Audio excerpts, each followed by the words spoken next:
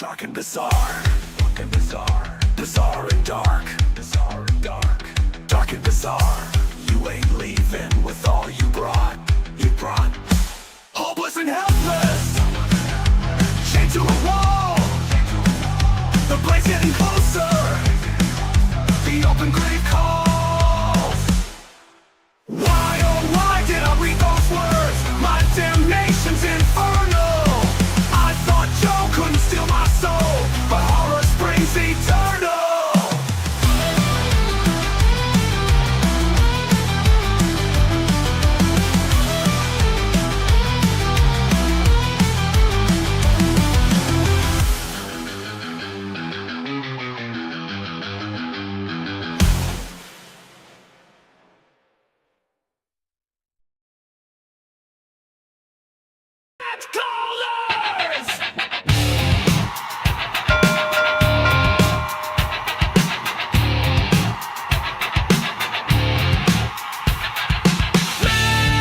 Callers! Match callers, time for a fight. Resurrecting wrestling, it's there in black and white.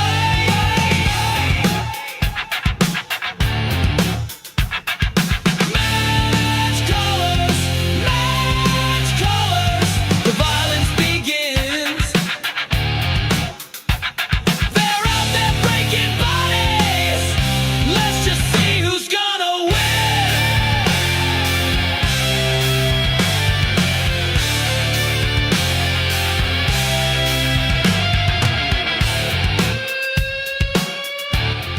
Oh my goodness. Wow, this one is flying on a wing and a prayer. We are literally making it up as we go, but it is so exciting to try this new format with you. And it is time. It is time, my friend. Hello, Raphael. Look at Raphael using one of my shows from my wrestling career. It's back when I used to be able to see my belly button area, we'll say. Chris is with us. Howdy, Chris. Chris, throw back. Oh my gosh. I forgot to load up your commercial for this one. We're gonna have to do that one wild, as they say in the business. All right, let's get this noise out of there. And I also saw Scott in here. Scott was saying, Scott's using George the Animal Steel as his profile picture. Oh my God, I love it so much. Scott says, I used to watch wrestling when I was 12 or so back in the USA Network's WWF days. And I love this. I had to watch something until Commander USA came on. Oh, hell yeah. Oh, hells yeah. I am never alone when I'm doing these retro shows. I'm always working with a incredible writer and show host and artist and just one of the best tag team partners that I could ever ask for in wrestling podcasting. Ladies and gentlemen, it's me. Mean Joe Gene Townsel. That is me, and my God. I mean, I think that last girl was flying on the wing answering my prayers. What an intro. When I was putting together my ideas for what I liked about wrestling, and a lot of them are coming true tonight, which makes me so happy. But when I was putting those ideas together, I had to think, what was it about wrestling that pulled me in? When did I officially love wrestling? And I've got to say it was in 1999, which wasn't even the best year of the 90s to like wrestling. It was not one of the top years. Wrestling kind of peaked for a while there, and we'll get into that with our guest. But it was leather jackets and long hair and kind of like pushing grunge into heavy metal. And there were strippers and there were, hot chicks dancing together.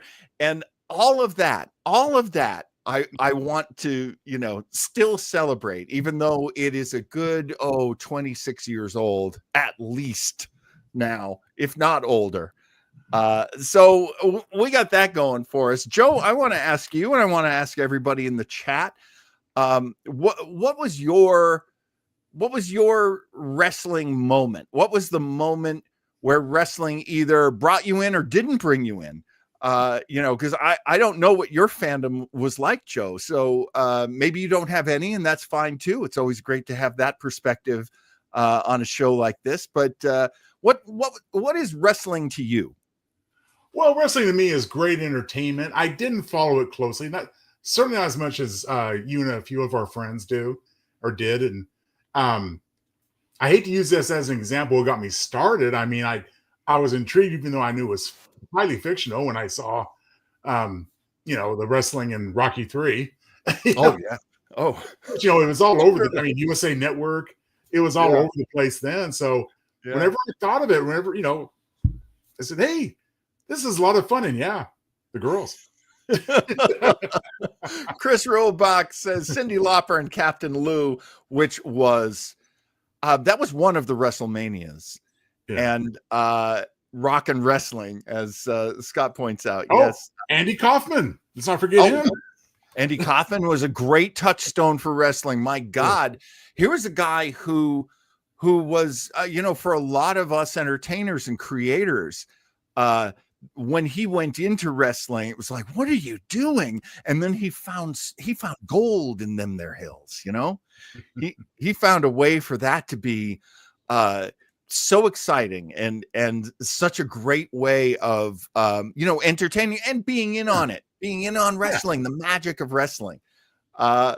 Scott says he loved Rowdy Piper and the figure 4 leg lock. Oh, just beautiful. Raphael says, I was living in the Philadelphia area when Spiros Arion turned on Bruno Sammartino, or was it Pedro Morales, WWWF? That's right. It used to be called the Worldwide Wrestling Federation. There were 3 W's. That was Vince. That was Vince's father. That was the elder McMahon, who was in charge of WWWF, which was my very first company that I ever saw. Raphael says, my brother and I would fake fight in our Sunday best suits, walking the mask. Oh boy. Who didn't see that? Actually, and Scott says, I loved it because wrestling gave me an excuse to launch myself off the couch onto my little brother. But Scott does mention T-Neck Tansy, the play with Andy Kaufman and Debbie Harry. Oh my gosh, I got to check that out. Yeah, that sounds cool. Well, let's get to our guest. Yes. I have been so fortunate that on a Sunday night, and this is a wonderful world of Weber. So this is when Joe and I experiment with new shows and new formats, and that'll be going on for a little while, although coming to an end, because very soon we are going to bring back the original show that was in this time slot, and that would be Retro Rangers. That's right. And it's going to be a lot of fun. We got a lot of great things to watch together. But as we get this going, I want to bring in one of the guys who I consider, for me, a kindred spirit in wrestling, because he and I came to it the same way, and it's a very strange way to get into wrestling. So let's find that out right now, folks. Would you please say hello to my good friend all the way from Arizona? Which state is Arizona again, Mean Joe?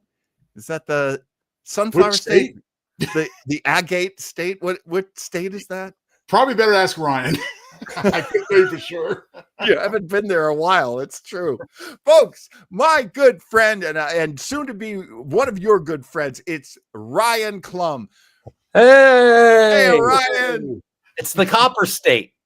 The Copper State, of course. Yeah, we actually have a copper mine in a town called Baghdad, not far from here. And the entire town is just the copper mine. And I guess they just found a new kind of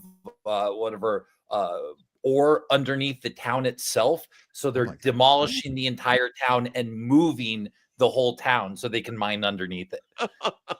That's Yeah. America, folks. It's in Baghdad, Arizona. I've driven people before, like, where are you from? They're like, Baghdad. I'm like, oh, what's Iraq like? They're like, no, bro, Arizona. I'm like, oh, okay. I used to get in trouble all the time because I used to tour when I was doing comedy. I used to tour in Kansas, and people would say, like, where are you from? And at the time I was living in Manhattan in New York. I'd be like, oh, I'm from Manhattan. They're like, I'm like, why would you say that about New York City? And they're like, oh, I thought you meant Manhattan, Kansas. It's a dump. Yeah. And I've been to Manhattan, Kansas, and it's not a dump. Yeah. But yeah. Kansas, they got an attitude there. What can Well, you if do? you want to confuse everybody, just come here visiting the Yeah, my London dad's from Bridge. Kansas. I totally know. So Joe, what was that? Oh, I'm sorry, guys. No, just say if you want to really confuse people, tell them to visit the London Bridge. I think you've been to England, not Lake Havasu. yeah. Ryan, I forgot that. Yeah. Yes. you have a fascinating story, my friend. Do I? You do. You do. Now, when did you go to wrestling school? How old were you? My first day of class was September 20th, 2011. So I was 5 days from turning 38. You and I are so alike. You and I are so alike. My God, I was 38 when I started school. Yeah. Yeah. 5 days before I start. 5 days. My birthday, September 25th. I started on the 20th. And it's Didn't amazing. tell anyone I was doing it. You didn't? No. All my Hollywood friends, which I'm sure we'll get into, but no. I didn't tell anyone, my Hollywood friends, and I kind of did it for a couple of weeks, and I'm like, yeah, I'm quitting the business and going into pro wrestling, and that's when they started to plan an intervention for me. Oh, so if I had a nickel, and I'm sure you're the same way, for every time I heard the phrase midlife crisis. Yeah. I had a real one. Most people like that. I actually did a little bit of research on midlife crises, and they're actually very rare. Most people don't have them. I had a legit textbook one. Yeah. Oh, wow. Yeah. And as I've kind of thought about it, I think part of it is because I was in position to have one. I've never been married, have no kids.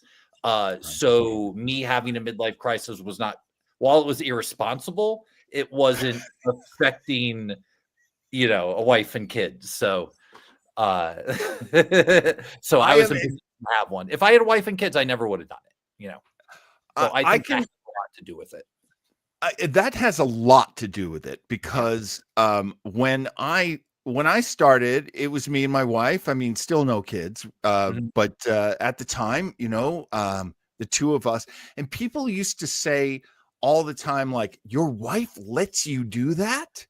Your wife lets you wrestle? Yeah. And I'd say, yeah. And I let her vote. What do you mean, let's? Like, what do you think? I allow her to drive the car on Sundays. I allow her to keep her arms uncovered. What do you mean, let's? She lets me. We give each other rights. I do know people who are not allowed. I mean, to be fair, there are people whose wives have not let them wrestle. So that's true. We do know them. That is true. And you know something? It's all about, your individual situation. Yeah. I was very lucky that my wife was really cool with it. She understood it was something that I wanted to see how I could do. You're sort of similar to me, Ryan, actually, Joe, in that we're all over 6 foot. Yeah. And when you're a tall guy and a good sized guy, you're like, well, I don't know that I don't know that's a door that's closed to me. Right. There are a lot of guys doing really well in that business who are much smaller. Yeah. Back in 2019, when I would do extra work for WWE, I would tower over half the roster. Good Lord, really? That's when they would have the 205 Live guys there. So that's right. I actually have a pretty great story if you want to hear quickly from Please. a little Of extra work, the Royal Rumble. Yeah.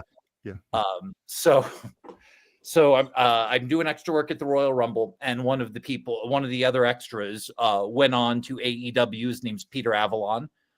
So he was Pretty Peter. backstage. So Peter was backstage as well. So Yeah. I actually did the No Way Jose conga line, and afterwards I went up. The catering was in the press box, so I went up to the press box to catch the rest of the Rumble, and I'm hanging out with Peter up there, and we're kind of sitting, chatting, watching it. So when we're done, we get into the elevator because you have to take the elevator back down to where the locker rooms are. Yeah. But along the line, there's like the mezzanine where the fans are, and if they push the button, the thing opens up on that level as we're coming down, and there's a guy operating the elevator, pushing it to stop it so we can go all the way down. I see. So you've got me and Pete there. It's me, Pete, and then half of the 205 Live roster. You got Noam Dars in there. What was the guy with the big quads and the long hair? Tony Nese. Tony Nese. That's right. Jack Gallagher was in the elevator. Like half the roster was in there. Yeah. And so Pete's standing by there, and he's taller than most of them. And you've got you've got Pete's head up and all of 205 Live here, right? And so we're coming down, and the elevator opens up, right? And as that elevator opens up, you see there's fans there. They go, oh my God, it's Peter Avalon, Championship Wrestling from Arizona, Championship Wrestling from Hollywood. Closes. We go down. Now it's dead silent in the elevator. And Pete just kind of trying to break the tension, joking around, goes, what can I say, guys? I'm over. And Noam Dar goes, yeah, you're over in Phoenix. And like the elevator opens and he storms off, all pissed off.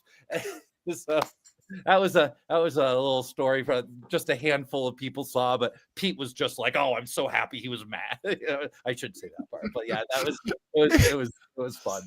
Look, I always say, like, look, man, that's on you. Like, if you have a problem with my size and my height. Well, I don't think it was the height, but I think it was the fact that a local guy, got recognized in the elevator in front of, 10 WWE stars. And it was literally 5 seconds. It was like this. Yeah. Yeah. I very quickly, I did one of my last matches was I was just really lucky. I got booked by some friends, and one of them was like, oh, my buddy books a lucha show if you want to do that tomorrow. And that wasn't my official last match, and I never had a retirement match or anything. Me neither. But yeah, right. I mean, ugh. If Stone Cold didn't have one, I'm not going to have one. Thank you. And part of that too is like, I don't know that I'm never going to be in a match again. Yeah. I mean, I shouldn't be. I'm not wrestling anymore. I'm not retired from the business. So like, who knows what will happen? Well, there you go. Yeah. I mean, I got right now. And maybe that will happen. Maybe someday I will, maybe someday I won't. I don't think I will, but you never know. Well, I'm, you know what? I'm going to scrap my story because let's go talk about your career right now. All right. No, it wasn't. Look, here was the story. I did a lucha show. It was wonderful. Everything was fantastic. I went backstage. I was slapping hands. I was hugging bros. I was doing it all. And I realized nobody back there liked me because I made them all look like children. Yeah. And like, I'd be hugging a guy and he'd be like, ugh. I'd be like, oh, right. Because you lift weights and you take steroids, but you're still 5'9". So yeah, sorry. Yeah. It leaves a little ashy taste in my mouth, but I know they were angry. So at least there's that. Yeah. Well, that attitude is what keeps you in, wrestling in parks and gymnasiums. So this was at a swap meet in Sausalito. Yeah. Which is fun. And there's nothing wrong with it, but I loved it. Yeah, but you want to eventually, move out, and those guys that are all mad about it. It's just like, oh, well, you're never going to get there. Kind of like the guy at the fast food restaurant that, is lazy. And then you're like, dude, you need to, well, when I get a better job, I'll work harder. That's how you get a better job. is you have to work hard at the low level, because if you suck here, why am I going to give you a better job? Exactly. So here's the thing. Ryan, going very quickly through your resume, you were working in cable television around the same time I was. Yes. Yeah. And well, my last show was technically ABC. I think it was my last show was government mandated educational television. A lot of people don't realize, like at ABC, NBC, CBS, they are using national airwaves, and there are rules and things you have to do to have those rights. And some of it is, I forget how many hours, maybe it's 10 or 15 hours a year of like government mandated educational TV they have to do. And I did one of those series. That was my last show. That's what made me quit the business. Yeah. Now, you wrestled for quite a while. Yeah, 12 years, almost 12 years. It would be like 3 days over 12 years if you go from my first day of training to my last match. Yeah. Now 12 years to a couple days. Now you were a big personality. Ryan J. Morals. You drew upon your own life. You grew up as a kid in Connecticut. And you turned that into, I would call that the snobby gimmick. Yeah, a little snobby. Just a little mama's boyish, you know. I think that was kind of the idea, you know. This guy that was, you know, had this awful woman as a mother that was terrible to everybody, but she treated him like a little angel, so he thought he was the greatest thing in the world, and everyone was shit. Wrestling fans hate a mama's boy, and you were nailing it. Yeah, and I could cry pretty well too. That always worked, because it works well with kids, because you cry in front of a kid and they're like, "You're a crybaby." Like, "You're a crybaby," you know.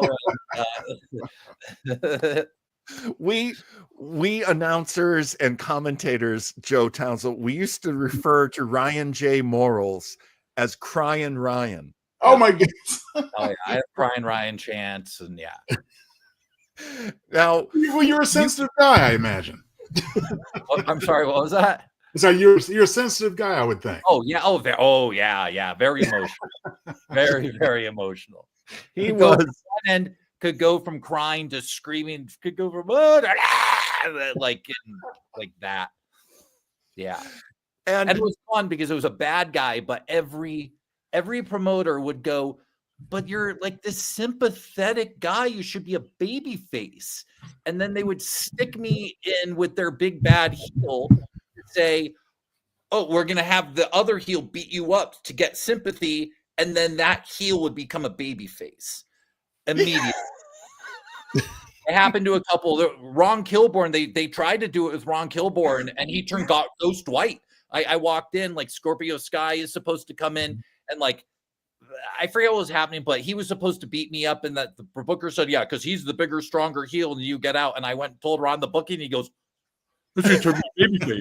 And I was like, "They seem to think it'll make you the bigger, stronger heel." He goes, "This will turn me a babyface." And he goes marching off, and he comes back. He goes, "Okay, you're out of the ring. We're nod at each other," and we go. I was like, "Okay." Yeah, Jeff the ref used to call me the face maker because it would happen all the time. All the time. Until they finally would tell me, "You have to be a baby face now." I go, "Okay," and then I try to do it, and it would kind of work. But yeah, they tried to do it without me.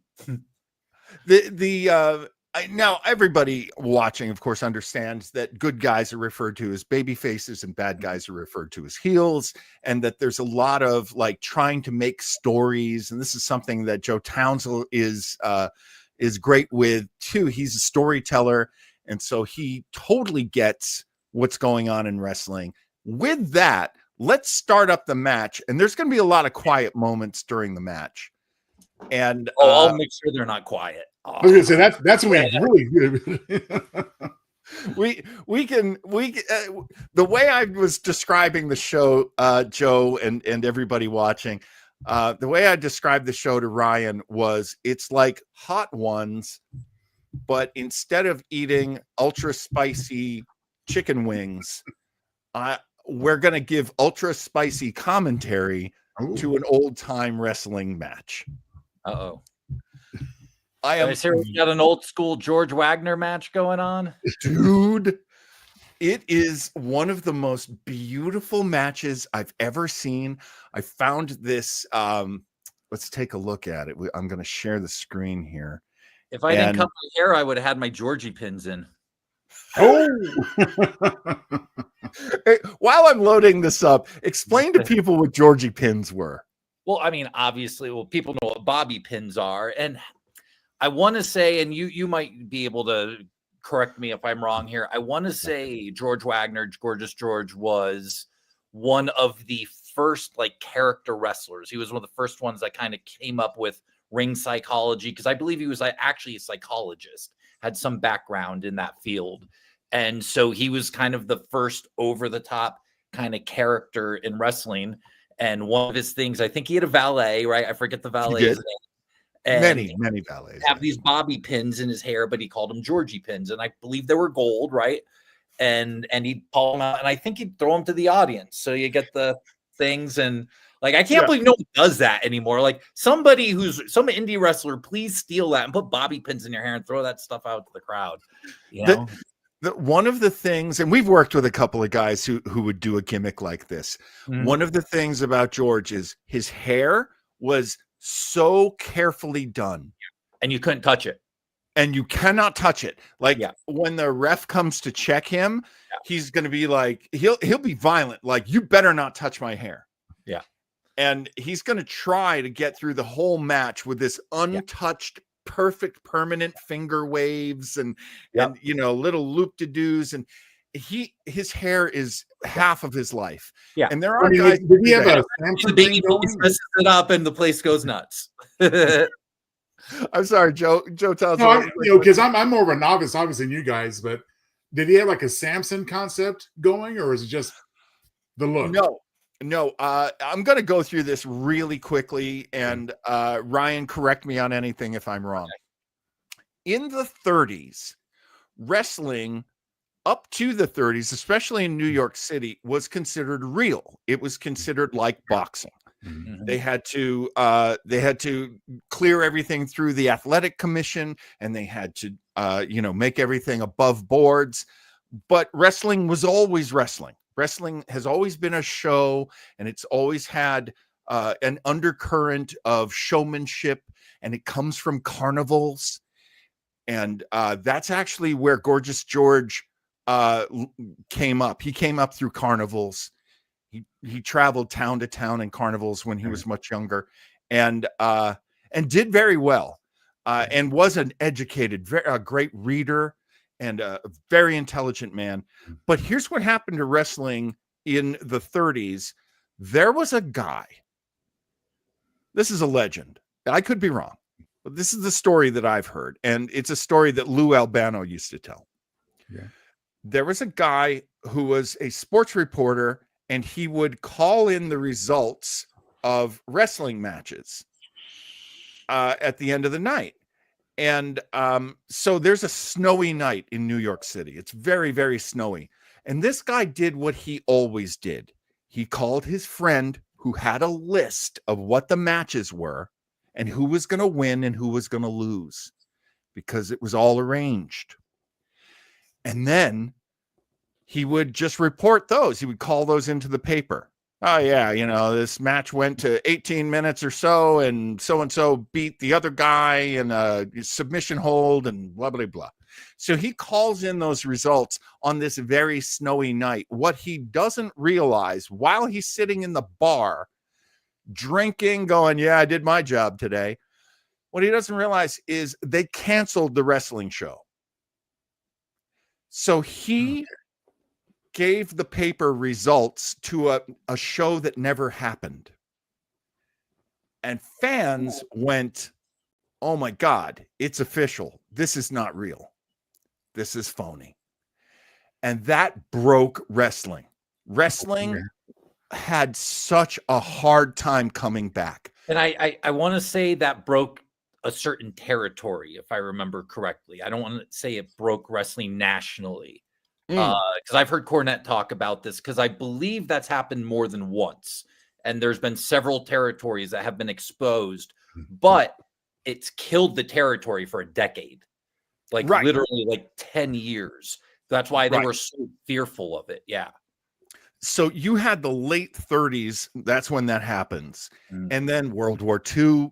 And then, lots of men died and lots of men came back. And, the world turned and things were very different in the late 40s. And the number one way that it was different in the 40s was television. Mm-hmm. Because television, with its big square shot, Yeah. was perfect for wrestling. A wrestling ring, baseball diamond, very hard. You got to do a lot of, tennis, hockey, basketball, but wrestling and boxing, boom, right in that one shot. Very nicely so. Yeah. So George Wagner had been out there on the circuit working live shows. And he had seen that after World War II, there was a level of macho and masculinity that was very assumed and it's never gone away. And with that, he said, what if I was a wrestler who was a fancy boy? What if I had pretty hair? What if instead of a bathrobe, which is what a boxer would wear, what if I had a really ornate robe? What if my robe looked like a gown? What if I had his wife, who's small and really cute? What if she's the valet and she comes out with him and he's abusive to her, physically abusive, bosses her around? What if? And the crowd would go banana. Yeah. They go banana. They go banana, mon ami. That's Pat Patterson. Yeah. The crowd would go nuts. So Gorgeous George, now in 1950, Gorgeous George is very, very well known. And this is he was from the most famous wrestler in the world, right? At that point, I believe at that point. Without a doubt. Without a doubt. They were making jokes about him on the Jack Benny show and Milton Berle. Anytime they talked about a manly woman, they would say, she's wrestling Gorgeous George at the Madison Square Garden next week. You should mention he was in the Los Angeles territory as well, which was important. That was all out of LA. And they will mention that during this match. Okay. Which is, again, hilarious because just remember what the country was like in the 50s. We were still so far away from each other. Yeah. And, there was World still War II just wasn't all that far off. It had just ended not all that long ago. And the Korean conflict's going on. I mean, it's still the country is still very much geared towards war and geared towards machismo. So yeah. One thing I wanted to mention too is just you were getting into the TV and wrestling thing, because we actually were taught this in film school. I actually learned about wrestling and television in film school. I had a book on theory with Hulk Hogan. I think I still have it somewhere. I think it was called Tube of Plenty, was a book, and it had like Kermit the Frog and Hulk Hogan. It was about the history of TV. But what a lot of people don't realize is pro wrestling and television grew up together. They kind of came out of the bowels and like kind of underground together, because wrestling was kind of in the smoky bingo halls and stuff like that. Yes. And television was not high class. People looked down on television. Warner Brothers would not allow a TV in their films for decades until like in the 70s. Oh, wow. It came out because they were in competition, because you had World War II, and after that everybody starts moving to the suburbs, right? And now the baby boom. And so now television comes out, and the movie people think TV is going to end the movie business, because now people are just going to watch this box on their TV. They're going to stop coming in. And that's when color film started. Like color was around for 30 years before color movies, but it was because of television. They're like, we need to do something because the square of an original TV, that's because that's what the aspect ratio of movies were. That's why that's what the original TV aspect ratios were. So that's why they go, now we're going to go widescreen. Now we're going to add color. We're going to bring smell-o-vision in. We're going to bring in wide, and they just started coming up with all these things. But to compete, but TV and wrestling married very, very early on.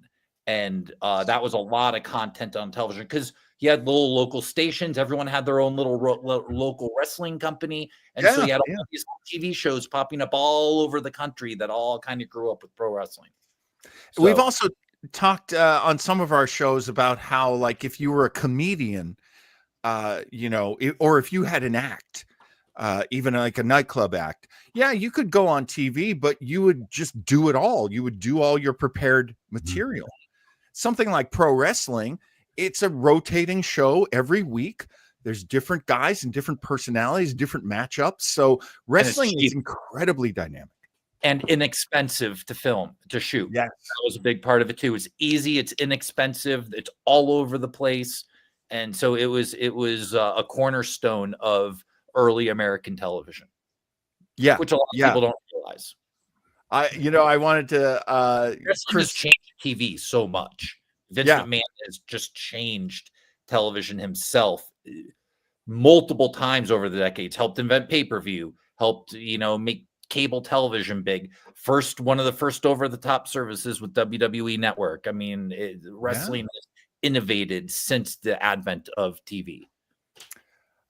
Chris says, there's a quote here. Oscar Randolph is having yacht races in the cesspool, and that's Billy Wilder's poke at his second director for moving on to TV. Raphael, there's so many comments you guys made in the chat that I haven't seen yet. I'll see if I can get to them.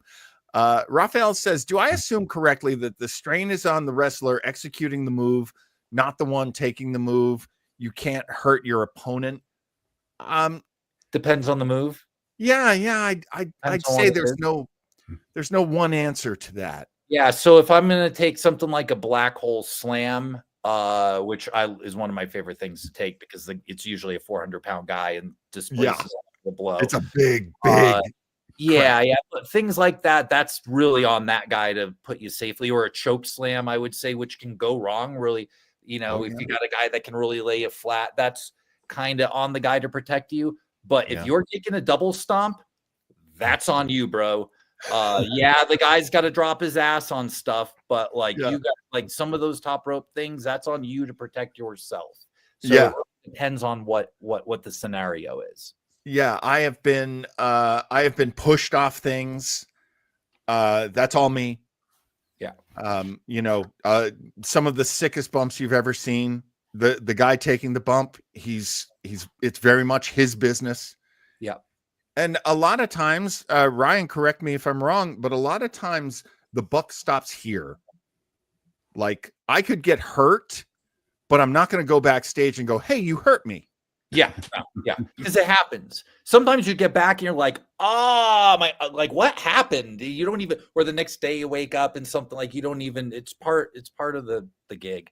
Yeah. I was going to say too, it's also sometimes 50-50 on like a vertical suplex. It's kind of both of you or, doing it together, a body slam as well with posting and with bending, there's different techniques where both people are doing certain things to make it happen. So sometimes it's one, sometimes it's the other, sometimes it's both. It's just really happens to be, what the scenario is, which is why you need to go to a credible wrestling school if you want to do this. Thank you. Thank you. The WWE now has a list of, I wanted them to do this for decades. They have a list of credible schools of their WWE EID program.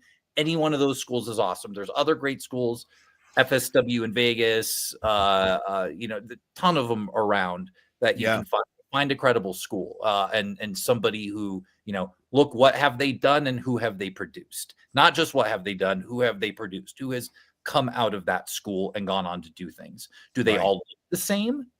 Or do different people, well, you'll see wrestling schools where everyone looks the same. I've had Yes. conversations recently with people, bookers saying, everyone looks the same in my area. Like, these guys all look like this guy. These guys all look like this guy. But some schools, a million different people coming out that don't look like their trainer or wrestle like their trainer. So that's what you're kind of looking for. Absolutely. This is a great sport for diversity. Mm-hmm. People really do want to go to a buffet, Mm-hmm. All right, let's get started here.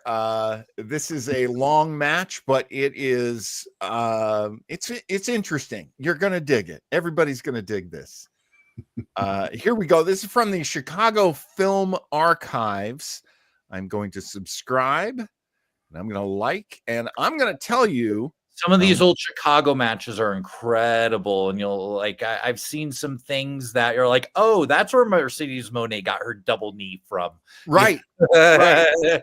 And because it's 1950, it's a 75-year-old match. Mm-hmm. You're going to see dynamics in this match that you'll go, oh, that's modern. And then you're going to see some and go, wow, they don't do that anymore. Yeah. And if you're a active independent pro wrestler right now, try to find something you can steal from this. Well, good evening. Always steal. Always.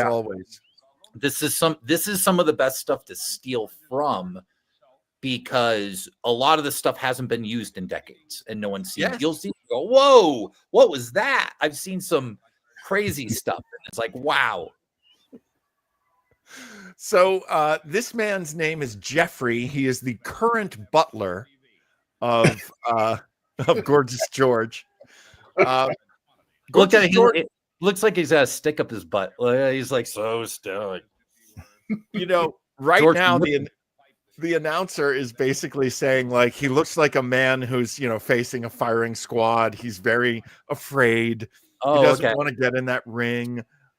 Which is great because it's building up the tension. Yeah, this is like what Bill Heyman was like with Solo Sikoa for a little while. He was scared and so. So now there are some armed guards coming out with George because George is worth. Oh my!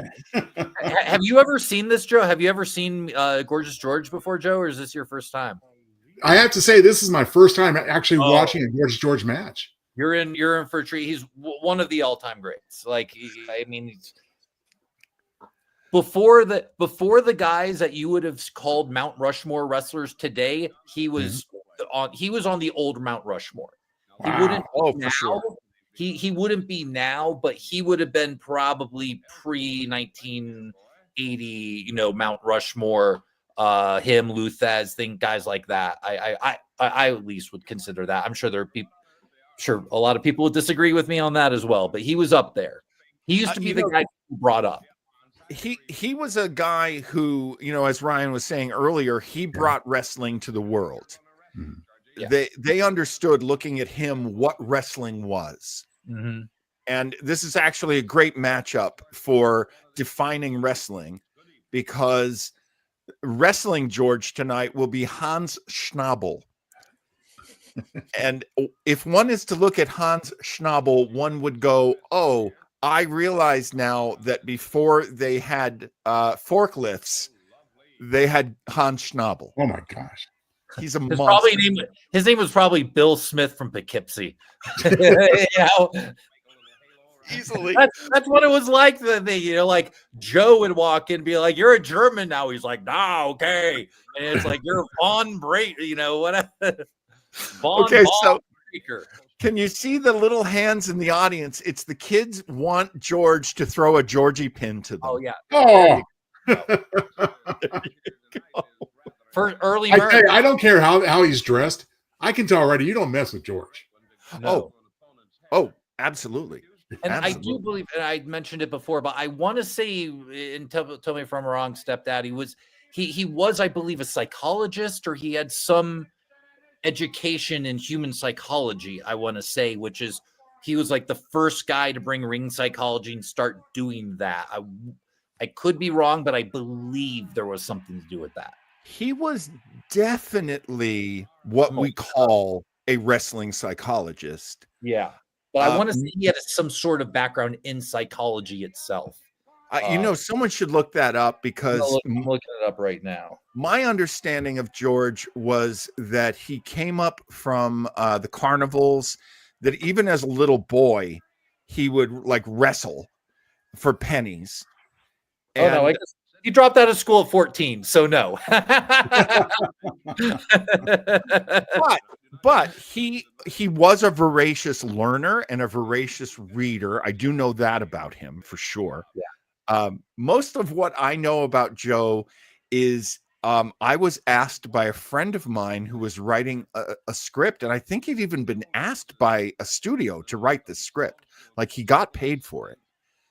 And he wrote about George, and my friend gave me the script and said, could you go through with a red pencil and, circle all the parts that are about wrestling that, you feel could be improved? And he and I had a lot of lunches and, went to the deli, went down to the Cat's Deli quite a few times and had a lot of meetings about this.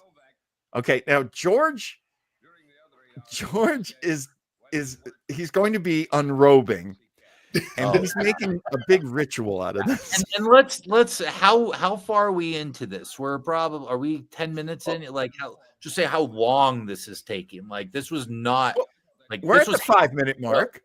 Yeah, where this was like half the show. It was a very long process of him just getting unrobed. It's just like, just take your damn clothes off and fight, man. We're here to watch you punch someone. Well, yeah, his opponents try to take his robe off about a half dozen times, and the ref just puts it back on. Yeah, I think the story they're telling in the ring is that George is saying this is silk, and it's worth thousands of dollars, and Hans is like, well, let me feel it, and George is like, no. There we go. This is beautiful. What is that, velvet? Here's my favorite part. They take off the entrance robe, and the crowd is like, boo, boo. And there's George. Look at the shape that George is in, too. Like, this is not a gym body, but this is a wrestling body. It's a body that's the result of conditioning. Because this is going to be a pretty long match. Here we go. Well, it reminds me of George Foreman, especially when he came out of retirement, Yeah. Yeah, I mean, it's all about the show. You put on the show. All right. Let's set up here. Up. Okay. Oh, nice ankle pick. Gotta love the leg takedown. Okay. All right. Yeah, Still early in the match. Good ankle pick. That was actually a really nice wrestling move. Like a legit move. He's a good technical wrestler. Yeah. He really is. Like a couple of wrestlers. We had a guy at Plymouth State College. I had this insane ankle pick, Kyle DeForest, and he'd push you forward and trap your ankle back, and then he'd just pick it. And like he won New England championships with that. That's amazing. That's amazing. Because all the amateur wrestling that I ever did, I always kept my height, Yeah. So like my big move would be I would get my hand on the guy's head and pop his head. Yeah. And guys are like, hey, and then you can do anything to them. Yeah. Yeah. Because they lower their guard. We had an All-American at Plymouth. He was from Pennsylvania, Jeff Santos. And he had a move that he took to a national. He was ranked number 1 his senior year, but he didn't win the national championship. He was ranked number 1 seed going into the NCAAs that year. But he would double overhook you and then stand straight up, which you're not supposed to do, which would pop your head up, and then he'd throw a headlock and take you down. Ooh. So he taught us at the time. He's like, everyone says you shouldn't do this, but I'm New England champ and All-American doing this, And so that's what you did. He'd come and bowl your over, and he'd just stand you straight up and pop that head and just hit it so fast and you'd be done. And I've seen him. Oh, good flip. Yeah, really. Nice. Okay. Now a minute ago, guys, answer this for me. Yeah, Joe. They had Wow, George had did Hans you went in a right to a grip, slip up? and the ref was counting. Is that like a count to break? Yeah, actually, they describe at one point that if you get an illegal hold on someone at the time, have Oh, you nice hair. See the hair? Yep, yep. Hair plays a big role in Georgia's matches. At the time in Illinois, according to the Athletic Commission, a referee had a 4 count to get you out of an illegal move. Oh, okay. So he doesn't break it up instantly, but he's like, hey, I'm counting. Yeah, But he as counted me to 2 before they let go. But me and a couple referees were talking about last weekend, 4 count does not mean 4 seconds. I can go 1, 2, 3. What's going on? Hold up. 1, 2. Now, this is the beauty of you now being a referee, Ryan. Yeah. Oh, I didn't even tell you. I went in yesterday saying, "Hey, I'd like 1 match, please." They're like, "Sure. Here's 3 title matches in the main event Rumble." Awesome, thank you. That's incredible. I managed my friend Clutch, or I refereed Clutch, who I wrestled a million times back in the day, and then I'm just hanging out, and a head pops out. Can you do this match right now? Okay, I go around, going out. Another title match. Okay. Oh, I didn't even know until the guy walked out with the bell. Oh, okay, here you go. And then I walked to the back, and Chris Bay's girlfriend, Brittany Brooks, who's kicking ass, walks up to me. She's like, "Can you do our match?" I'm like, "All right, sure." So one turned to 4. It's really funny how, like, former wrestlers, I'm too big to ref. I would love to ref. Reffing is I'm at least I'm a little slender enough. I can pass it. If I was a couple inches taller, I'd have a tough time. Hey, we've got friends who are very tall who ref, but they are rare. Like Eric Malikian wanted to be a ref his whole life. Kid's 6'3", just an absolute tower, but he is slim. And they love him. They love Eric. Great, highly regarded ref. All right. So what have we been seeing so far? Let me ask you, Joe Townsel. Yes, sir. What have we been seeing so far with these men? Their attacks on each other. What do you think George is trying to do to Hans here? Well, I think he's trying to keep him off his hair for starters. We've got a couple of handsful here.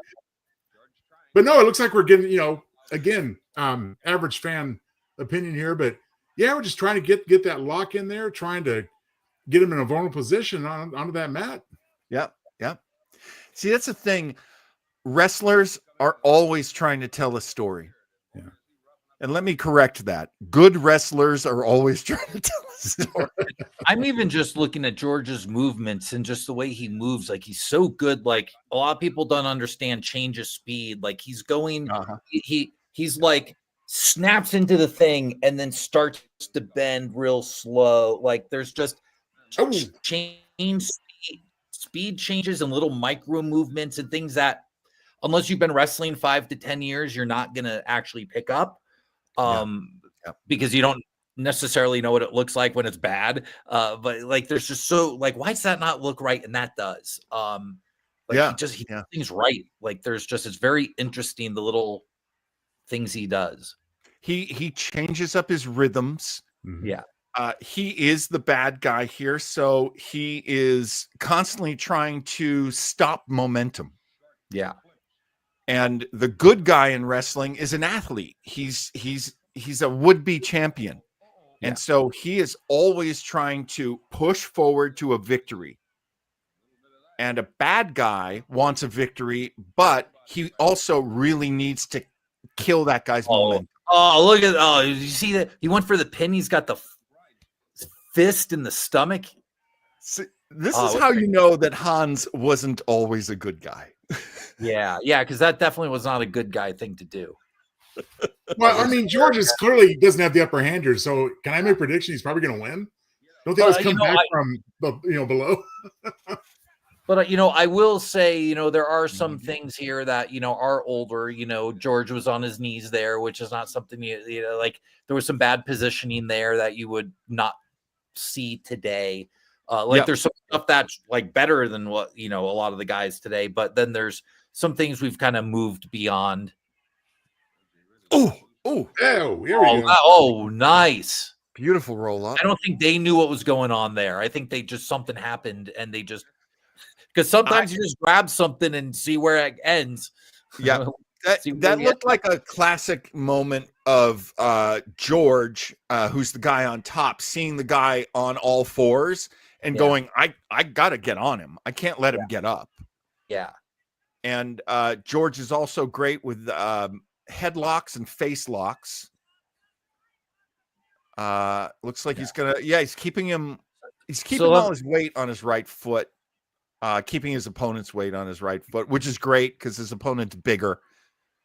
So let me guess, they're going to grapple here for 15 minutes. Someone's going to throw a drop kick, and that's going to be it, right? I've seen that happen in matches. That's how it used to be. A drop kick used to be a finishing move. Alex Roca, perfect example. He's building up to the drop kick. He's always building up to the drop kick. Yeah. George is a little more of a grappler and a little more of a scientific, technical wrestler. Tricky Ricky Star. But John, I got to tell you, this being in black and white, it sure looks like you in the ring there. Surprise! It was. Did you know that he just wants you to watch his shit? We're gonna watch a match of me today from back in the day.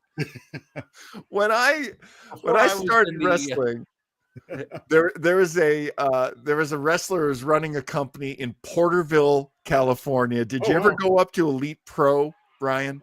Did you ever hear of Elite Pro? I think I've heard of it, but I was never up there. A lot of good guys up there. And it was run by Amigo Diablo, friend of the devil. Oh, that's great. And Amigo, first night he saw me, he was like, well, I can tell you're a beginner. And I can tell you're just starting. And I can also tell you don't go to the gym. But honestly, beautiful flying mare. Oh, and another one. Oh, my God. Gorgeous flying mare. Like the women wrestlers do that move now. I don't see nearly enough men doing a flying mare. Yeah. Anyway, Amigo Diablo basically compared me to Gorgeous George. He was like, I can tell you're going to be a Gorgeous George, so you stick with me. And I did. And he got me places. It was terrific. I like that you don't. Looks like you don't work out. I yell at people for that all the time. I had some kid recently come up to me and start asking me questions, and I was like, "Dude, he's asked me the same shit 6 months ago. Have you done anything? You know what I told you. Have you done any of it?" No, I said, "How many times have you gone to the gym this week?" And he was like, "Oh," I said, 0, right? He goes, "Yeah." I said, "But you're about to walk out into a wrestling ring." Yep. Hey, did I call it, guys? Look who won. Well, okay. So I forgot to mention this. Oh, this it's is 2 out of best 3. 2 out of 3. Oh, shoot. Okay. The following contest will be for 3 falls. Yeah, I forgot to mention that. So George works hard and he gets that first fall. Okay, so Hans is going to win the second one, obviously. I don't know. They got to do all 3 of them. Ain't none of my business. George's hair is all messed up, and he's catching his breath. I thought he'd be more pissed having his hair grabbed by Hans. Well, go away. And what I'm kind of unhappy with is Hans had given him that shot to the ribs. I would have thought that would hurt more. I don't know if somebody who's taken a good punch to the lower floating rib. I mean, normally, if you're doing commentary, you don't mention things like that. You move on. But, and honestly, whoever's doing commentating on this match isn't going to walk up to George and correct him. So George is the reason why most of these people are there. honestly. Yeah. Well, he's the Yeah, big they show. want to get his ass kicked. That's the thing about, here's something, Ryan, that I've always said with wrestlers, and I don't know if wrestlers feel this way. And Joe, you being a novelist, you being a short story writer, this makes a lot of sense to you too. People like a bad guy because they're hoping that the bad guy will get beaten. Well, Yes. sure. Yeah. Human They're nature. making an emotional Mhm. connection here. They're making an emotional Oh, absolutely. investment. And I'll tell you who understood that and made a ton of money understanding that, made tens, if not hundreds of $1,000,000, was a guy named Floyd Mayweather. He was a big wrestling fan, and he understood that maybe his fights weren't the greatest, but if he made you hate him, you would pay $50 to watch him get beat up. This is the guy that's going to beat up Floyd. Yes. This is a guy that's going to beat Floyd. People paid to watch him lose, and he never did. Yeah. Okay. Back for the single leg takedown. Yeah. Getting inside. Yeah. And- Now this would not work to I think this would work in front of certain buildings and certain crowds, much smaller. But like, we're how long in here, and they're still doing hold to hold and chain wrestling. Oh, Yeah. At this point in a modern match, you'd have to move on unless you're I think there's a couple guys who could do this, but we're 20 minutes in. Yeah. 20 minutes in, they're still going hold to hold. Oh, that's a beautiful leg lock. This is how Daniel Bryan used to wrestle on the indies. He used to bore me to death before he made it to WWE. He used to bore me. People be like, "Oh, American Dragon, you got to see him." I went twice to see him at PWG. First time I went, "Oh, American Dragon." So I went and watched him. I'm like, "This is the most boring shit I've ever seen." And then second time I went to watch him again. I'm like, "Nope, still boring." And then then Vince taught him to do this. Yes. And that was awesome. Well, I mean, you pump up the crowd. You make the crowd part of your act, and you can get away with almost anything. This is the greatest catchphrase of all time because he figured a way to have a conversation with the collective of the crowd, the actual mind of the crowd. He can ask it yes or no. He can ask it questions. It was brilliant. I'd never seen anything like that, to have a conversation with the entity, the crowd, not the individuals, but the human collective that is one consciousness of that crowd. You can have a conversation with it. Yeah, it's brilliant. And from going to those shows how good it feels to be part of that, Yeah, I got a "this ref sucks" chant last night, and it hurt my feelings. As a bad guy wrestler, I used to I used to love it, and then I got a "this ref." I'm like, oh no, it was two. I'm doing my best. Yeah, I'm calling it down the middle. Yeah, it was like, it wasn't even a close two. It was 1-2. I know you wanted that person to win, but it's not my fault. I know these two are doing a million covers, and like, I'm getting a little tired here, and maybe too many. But Raphael is mentioning LA Knight. We knew LA Knight back in the day. You mean Mr. Ricker? Yep. Sean Ricker. We have a wrestler in Arizona right now named EJ Sparks, who just won the Hollywood Heritage Championship from Championship Wrestling. And I was talking with him a couple weeks ago, and on that belt are Adam Pearce and LA Knight as former champions. That's fantastic. Which is really, really, really cool. What'd I say? There you go. I go to the third one now. Howard. Those are power moves. You didn't see those in 1950. That's huge. Yeah. Now you'll see 27 of those in a match. Yes. First move. LA Knight. I was at the gas station.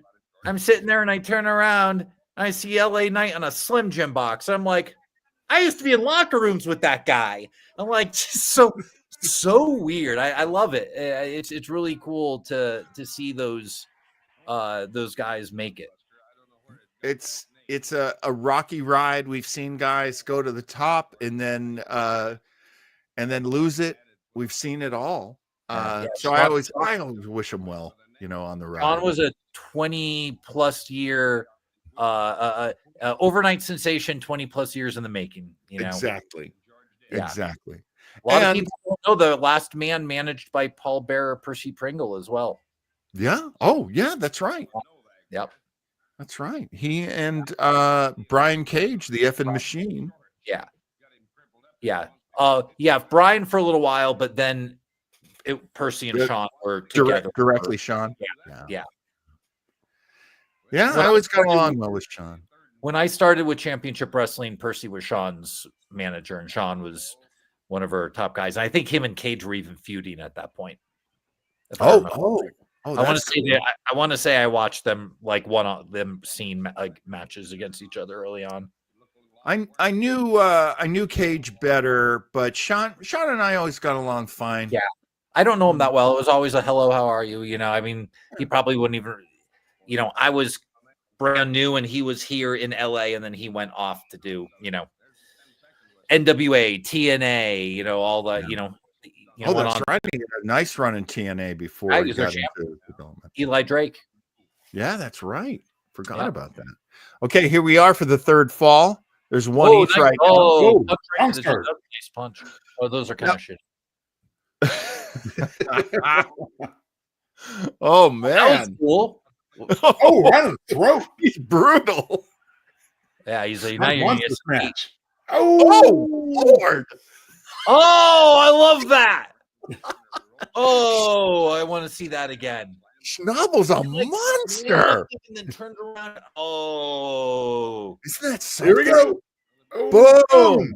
Take him around. Take him. Boom, baby. Let everybody see. George pissed him off. He's now it's my turn. And right out of the ring. Wow. I don't know. They're seating them really close to the ring at this show. Yeah. All right, but George. My seat's closer. Oh man. Oh, George, he's suffering. Yeah.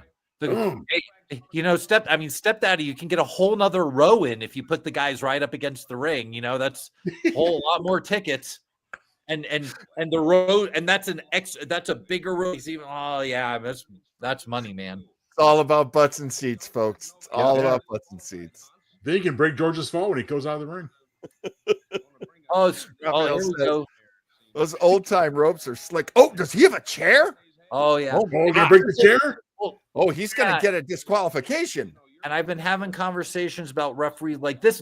Look how physical the referee's getting, and like I've been told not to do that. And then I had a promoter yesterday go, I love when the referees push guys around.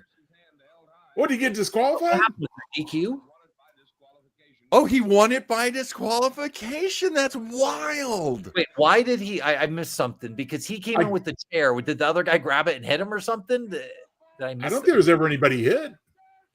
Yeah, I guess just because he had it. Let's jump back. Let's have this replay, John. Yeah, here's when he starts beating him up. Oh yeah, watch all this again. This is what I want to see, where he picks him up right here, puts him into the corner, and then body slams him. Look at that. That looked just so brutal and just not nice. I don't care about my opponent. I'm telling you, if you did that to your opponent in the ring, his wife would knife you. Yeah. And I love this too. Like he's just ragdolling, just push her, get off here. Get out of the ring, bastards. So is this what they call a Broadway? Are we looking at a Broadway, do you think? I don't know. Right? They raised George's hand because George comes in with the chair now. This is where I got the chair from the audience, I guess. Well, he's trying to get back in. There's a count. There's a count, and he has to get back in before that count. Boom. Oh, there it is. He pushed the referee out of the way. Okay. So the ref's like, oh no. He wouldn't let him back in the ring, and the referee and the referee tried to get him back, and he pushed the referee. That's where it was. And now George, because I was wondering if it was something after here. So you think that was the DQ? That was the DQ. If you watch, the referees tell him get back because he won't let George, because he has to give George a chance to get back in, and he wouldn't do it. And then he pushed the referee, and I think the referee had enough of it. Oh, so this is just okay. Afterbirth. Now Raphael is saying a Broadway is going for an hour time limit. I don't think that is not 100% true. A Broadway just means you go to time limit. So you can have a 15-minute Broadway.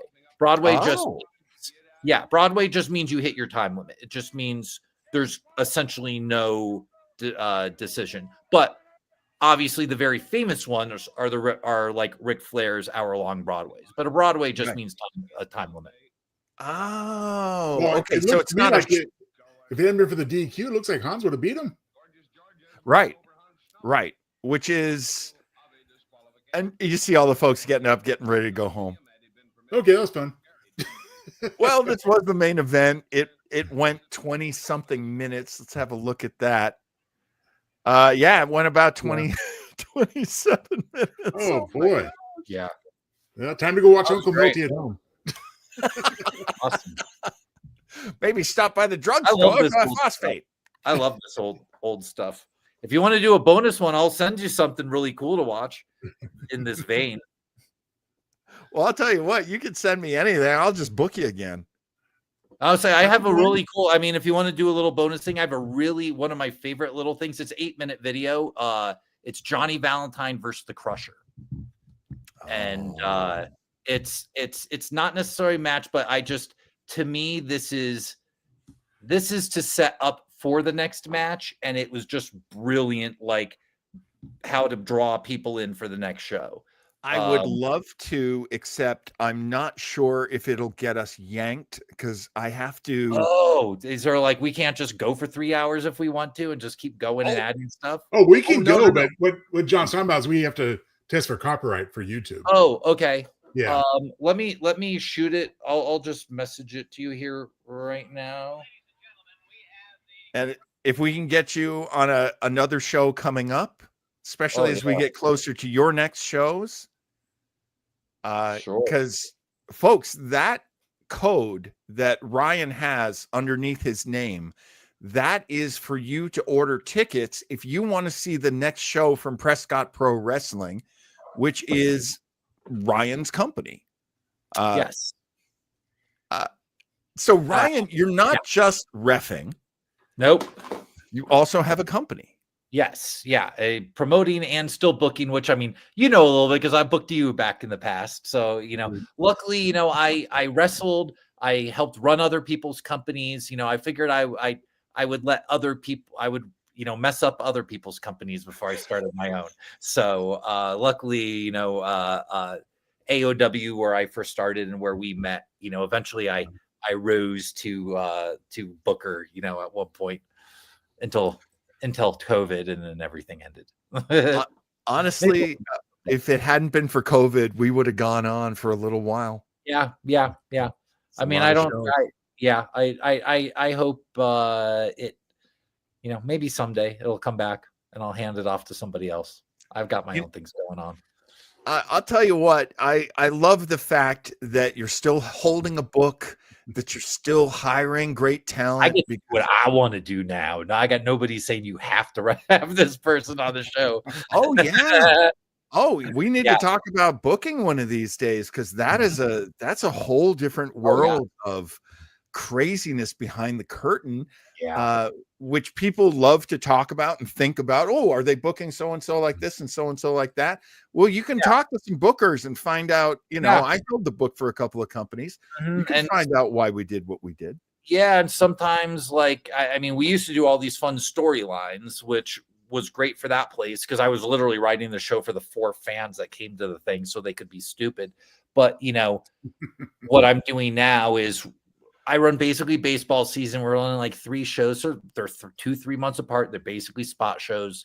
So it's not a lot of storylines. And it's kind of, I don't have an area where there's any wrestling fans. So I'm trying to get the person who's never seen wrestling before to like it. And, so I'm trying to do things that are for them, where you go to an indie show that's 4 hours long down in Phoenix. My shows go 90 minutes. So we have a sports card guy I work with down in Phoenix. He owns a sports shop, supports a lot of the places down there. And he brought his wife up to mine. She gets bored at all these things. He said, for my show, she drove for 90 minutes. He said, all she did was talk about your show, going, oh, this one I like, because my matches go 5-8 minutes. The main events go 15. Usually the opening match of some of these indie shows are twice as long as my main event. So You do women's matches on your show, right? we do, yes. If I can get one, I usually say the kind of bottom entry for my show. What I'm looking for is a wrestler with 5 years experience with TV. I want you to know how to do television because I don't have cameras going, but we're kind of TV without cameras. It's kind of that type of thing. So you need to, I need you to get over before the bell rings. And when I tell you, you can't jump off the top rope, you can't dive, you can't springboard. I don't want complicated spots. Go get over. You need to know how to do that. And a lot of people can't. There are a lot of people who came straight out of the backyard or straight off of a trampoline. And hey, some of their stuff looks spectacular. But again, tell a story. Get your character across. Let people care. Give somebody something to talk about on the ride home so that they were glad they did it and they will come to the next one. Yeah. And it's really important. And I just think it's important to have really good talent that's well trained. Like I had a situation. Well, we'll teach a little bit about how the sausage is made here. I had a situation where I run a 90-minute wrestling show. Yeah. Right. Yeah. My main event goes about 10 minutes short, 15 minutes short. We had veteran in there. He felt he blew the wad on the crowd.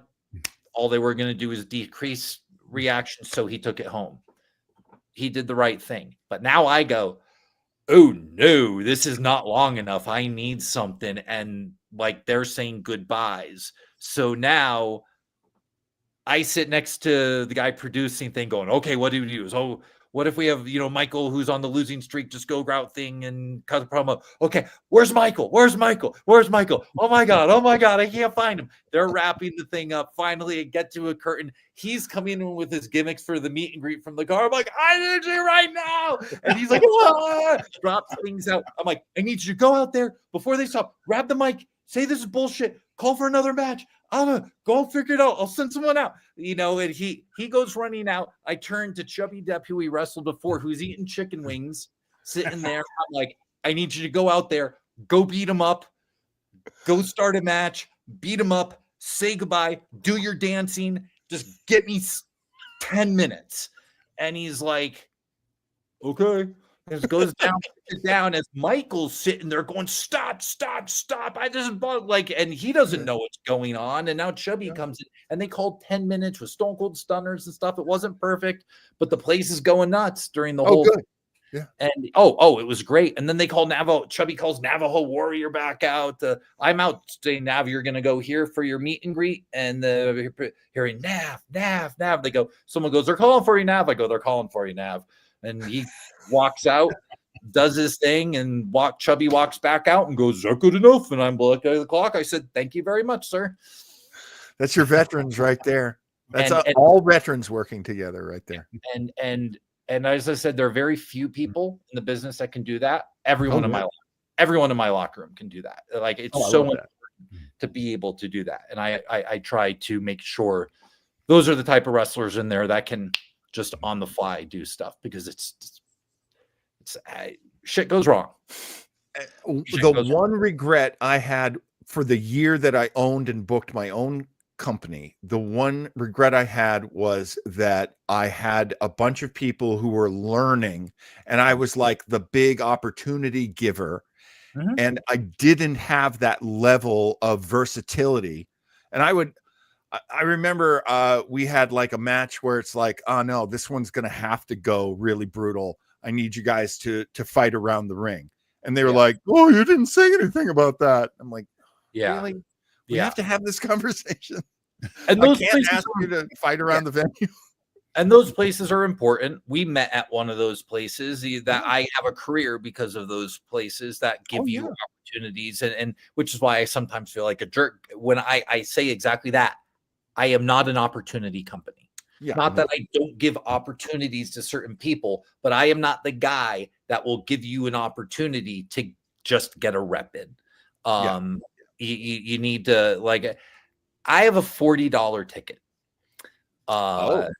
It's 100 people in the venue, and it's a $40 ticket. It is not a significant ticket. It's significant, which is why I got all the cool lights and all the good, like You we got try a to great put on, looking and sounding show. yeah, we try to put on an experience, and just to be able to afford a show with good wrestlers that I pay halfway decently, that I'm not asking to do everything, it takes money, and unfortunately, to make it worthwhile, we had to do that. But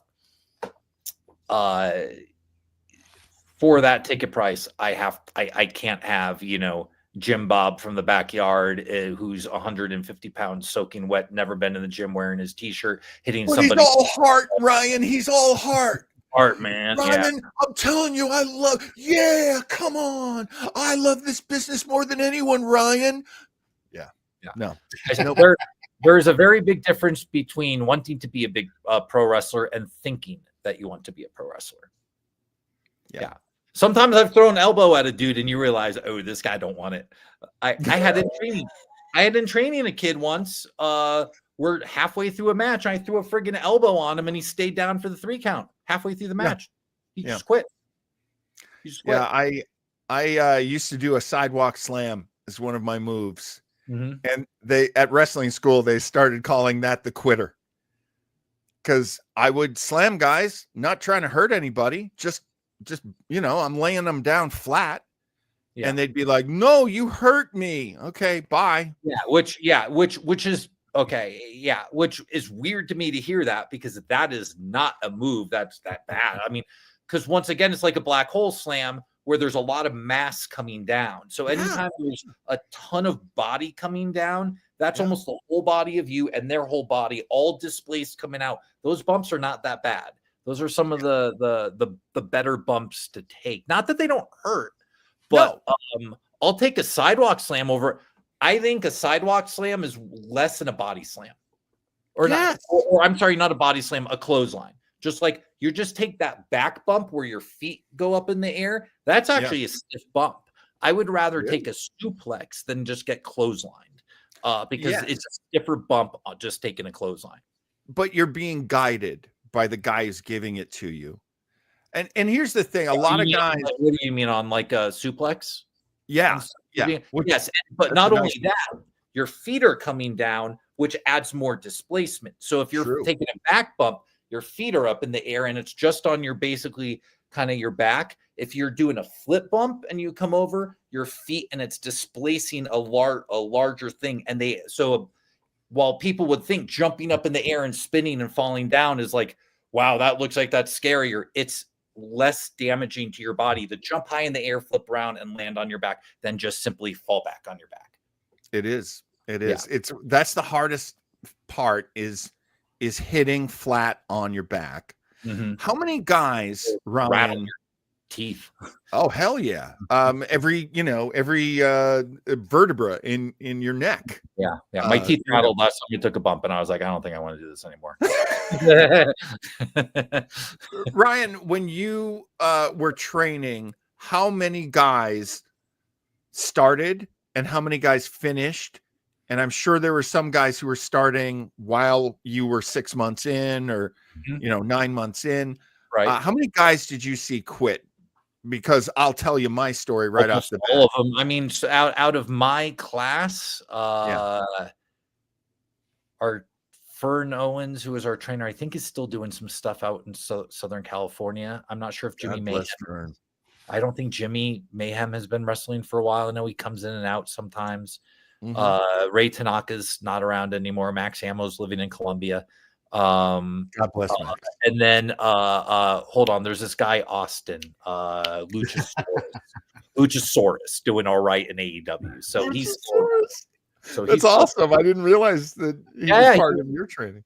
Yeah, that was my first thing I ever did. I was his intern at MPW, my first show before I even had my first match, because he wanted me to be his intern like Kramer had an intern in Seinfeld. So he had this whole idea that I would be his intern, and then we would have security thing, because then he was this, it's when he got signed to NXT and before way back in the day, but he came out of the same that program. But out of Kendrick's class, I think of our first class, I'm the only one wrestling. Out of the second class, there might be one or maybe one. Like it's so rare. Most It's of them, so rare. most don't make it. And they're all in like their 20s. I was like 40 and doing it. Don't Yeah, worry. yeah. You pussies. Well, I mean, Are we allowed? there is something good. about, you know, being like in your late 30s and being like, I know how to give myself 100% to something. Yeah. And that's what wrestling requires. No Yeah, it less. does. Yeah, which is why I'm not doing it anymore because I lost the fire. I realize that, and it's like stupid hobby. Time to step away. I had guys I absolutely love who are like, you can't quit. I still want to wrestle you. I get that too. I'm getting that now with guys in Arizona. I came and showed a referee shirt and stuff. And he's like, ah! And I was like, I jumped in a battle royal with flip flops a month ago, and I walked up to him and smacked him, and he got to do something with me there. I said, that was your one thing you're gonna get. That was it. That was it. Now, and I've been his referee now, so.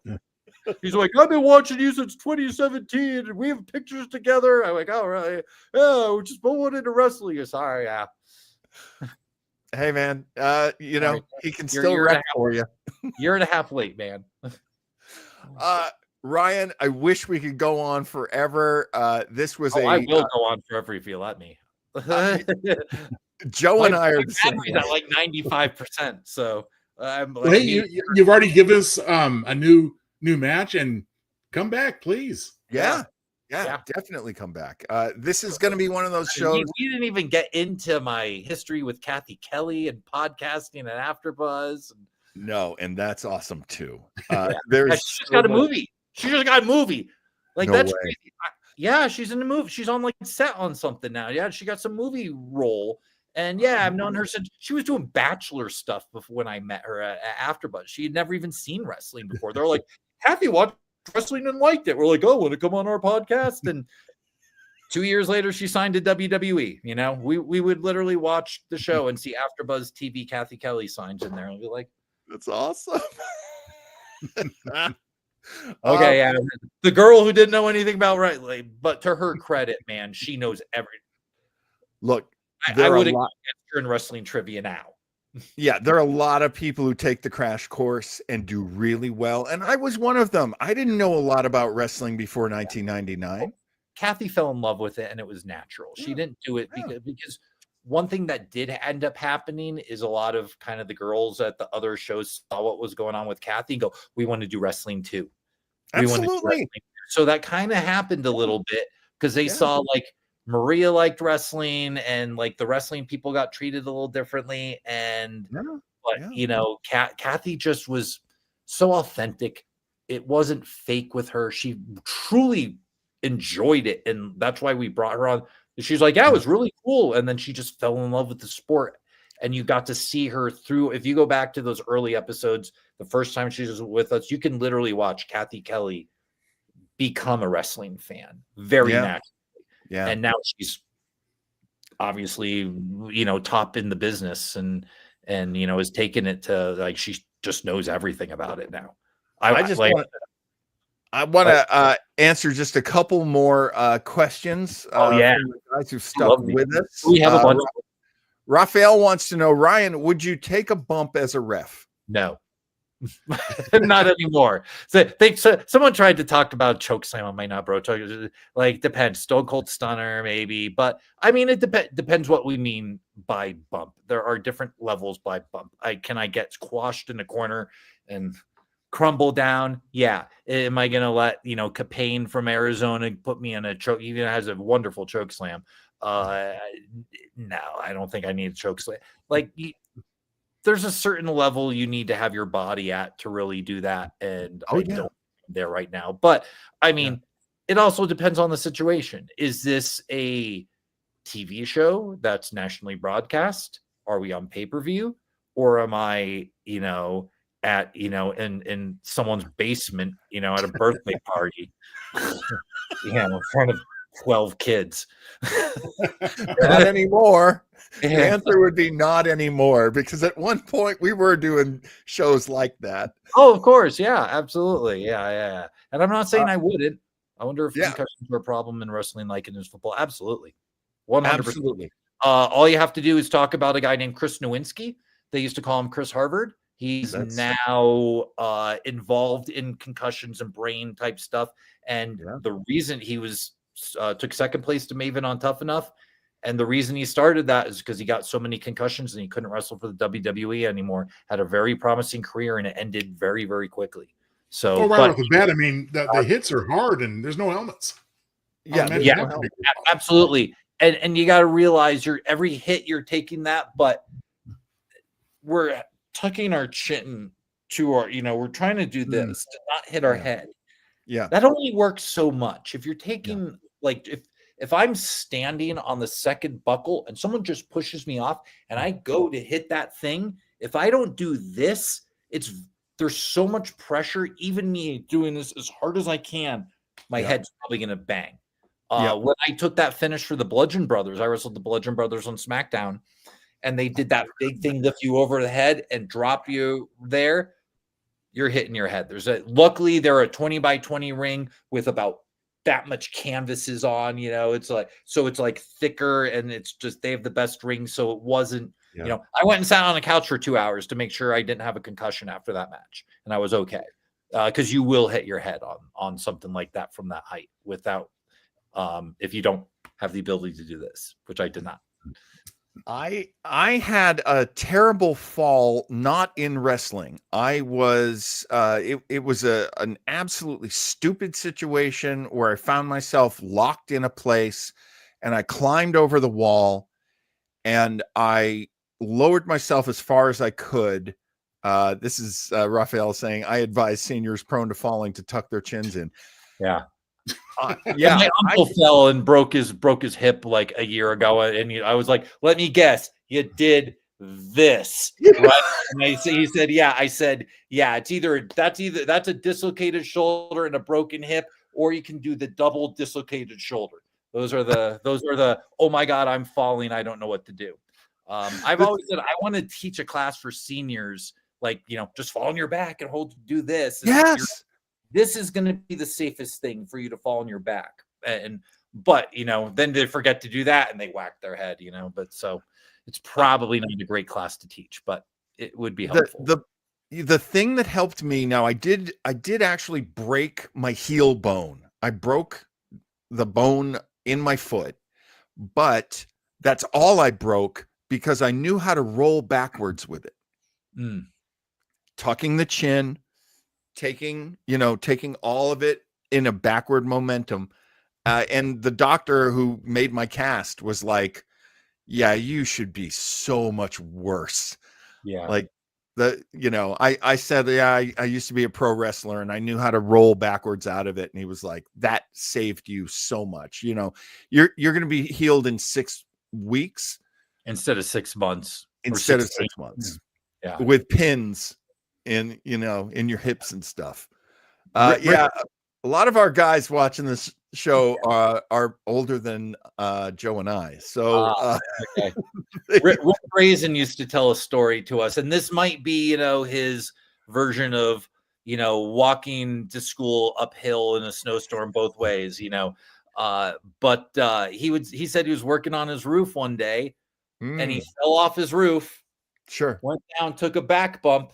And he said, I got up and it was lunchtime, so instead of going up to the roof, I just went to lunch. You never know with Rick, but you never know with Rick.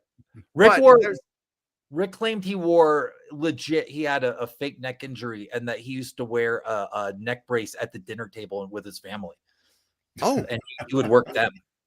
That was Jake the Snake. That was his story. His father was a wrestler. His father would get injured at shows. His kids would be crying, and the father would never say, like, it's okay, guys, I'm all right. He would never say that. He'd be like, wonderful father. He was a wonderful father and a very caring person, and definitely somebody you wanted around your children. Oh, Lord. That guy. Yeah. We won't get into it, Joe, but just look into how Jake the Snake Roberts was conceived. I'm going to Google it right after the show. Oh my God. It's horrible. It's horrible. Yeah. They did a whole dark side on the ring on it. Oh, By the way, but on a positive thing, did you see Jake and Cheryl Roberts are back together? No. Yeah, he's Really? cleaned up. Yes. After all of their divorce 25 years ago, Cheryl Roberts, who Rick Rude was doing the whole thing with on the they're back together. They got back together a couple of years ago. Then now he's sober. They are back as a couple. I actually Great just news. saw somebody put some video up from a convention that happened either in the past week or 2 weeks ago, and he was showing all these clips of the old wrestlers, getting around, and he showed Jake, and I was like, Jake hasn't looked that good in like 30 years. Yeah. He's Thank you, DDP Yoga. DDP's done some incredible stuff. I really think they need to step out into. I live in where the town I live in is the #1 drug rehab capital of America. So it's great, and I really think they could use some because he's helped some like serious drug addicts and stuff get off that stuff. People who had failed 10 times in rehab, and he's had success stories with him and Scott Hall and. Did I see Lex Luger? He's now Luger is obviously just isn't having the drug alcohol problems, but the stuff he's doing with that DDPY is truly God's work. It's incredible. God bless. Absolutely. Yeah. I met him once. He's crazy. We got to wrap it up. I'm so sorry about this. You want to hear about my story when I interviewed DDP on my old podcast with Rick? I do want to hear that story. The next time we have Ryan on our show. That'd be the lead. Yeah. And I got to figure out what night to do this show on, because obviously Sunday is way too busy for wrestlers. So I don't know. It's actually kind of good for me. This is like perfect for me. Unless there's a lucha. I mean, Sundays it's lucha day. I mean, it's pay-per-views and lucha shows. That's all that's going on days. AEW is going on right down the road here in Phoenix right now. A lot of my friends are down there. Yeah, that's right. Okay, hey, what do we got coming up next week, goodness. Mr. Townsel? We have got a great, wonderful World of Weber next week, June 1st. Retro Rangers reactions. We're going to be watching the Sunday Funnies, the Saturday Superstar movie. Oh, I watched the first part of this when John gave me the link. Popeye meets the man who hated laughter. Oh boy, it's fun. It's going to be a fun time, guys. This was a show. Ryan, you've never seen this before, have you? You're too young. What? I'm too young. I'm not that much younger. Aren't you like 1973? That's the year I was born. Okay, there you go. There you go. You're too young. So I'm not too young. I would say it's the same age as me. But I remember seeing Star Wars in the movie theater. Okay. Oh well. All right. You get credit for that. Okay. I mean, you're clearly. I was 4, but I do have slight memories of it. You were clearly born old. Born old, or I don't know. Everyone tells it. I've been told my old tag partner was like, "You're the youngest 50-year-old I've ever met, man." Hey, take it. I when people say age is just a number, I always go, "Yes, I believe you." Yeah, I have a girl I went to college with. It's like every time I post a picture, she's just like, "Fuck you." Fuck you for not age. She's like, "Fuck you for not aging." Dude, no, you are crazy young for 52. That's nuts. Absolutely. I'm 62. Yeah. And so you're 10 years younger than me. Oh, you're 60. Oh, that's right. Okay, that's right. You were like 50. That's right. When you were now I remember. I'm 80. My dad's age. My dad's 81. Still rides his motorcycle. Oh, good for him. Bless him. Yeah, so works out. I mean, I made him start working out with a professional bodybuilder twice a week. And speaking of bodybuilding, I just want to give one more shout out to my boy Alexander Hammerstone, who decided a week out, who goes, "Oh, you know what? I'm off next week. I think I'll go do a bodybuilding competition," and prepared for a week and won the California State Championship heavyweight fucking division. I had no idea. Yeah, go look at it. It's like the MLW just posted a thing on it. Yeah, Alex was just like, I don't have anything going on Saturday. I got 7 days. I'll prepare for a bodybuilding competition, which most people take like 3 to 6 months to do. Exactly. Yeah, the guy's he's a mutant. He's like an X-Man. He just changes his body. He is. He is. Hammerstone's an incredibly impressive physical specimen. And is a genius. Like if you've ever talked to him, he's a legit genius. He's so smart. If you ever have 5 minutes to speak to him, that's why he can do that. Is because it's not the body, it's the mind that is doing all that. That's right. That's right. Joe, we have a rather scary retro trekkers coming up. What can you tell the good folks about this coming episode? I'll tell you, I mean, last week it was serious business. This coming Tuesday, the Thaw from Star Trek Voyager. And if you're wondering who John is here in the picture, he's the no other name but the clown in this episode. It's actually pretty scary stuff for Star Trek generally. I mean, Star Trek didn't do horror very often, and this is a more effective one. So be sure to join us. The clown in this episode is played by the actor Michael McKean, Yes. who was Lenny from Lenny and Squiggy, I believe. He's no Lenny here, though. You get a really great performance out of him. This is going to be a lot of fun. Of course, Eric Kramer's going to be with us on that show. And then coming up on Thursday, see why I'm so fussy about my schedule, Ryan. I have 3 shows weekly, and then sometimes we add more. Okay. So but it's so much fun. I hate not doing it. You know, it's funny. You were talking about Star Trek there just a second ago. You know, have you ever noticed that 99% of pro wrestlers sound like William Shatner when they cut a promo?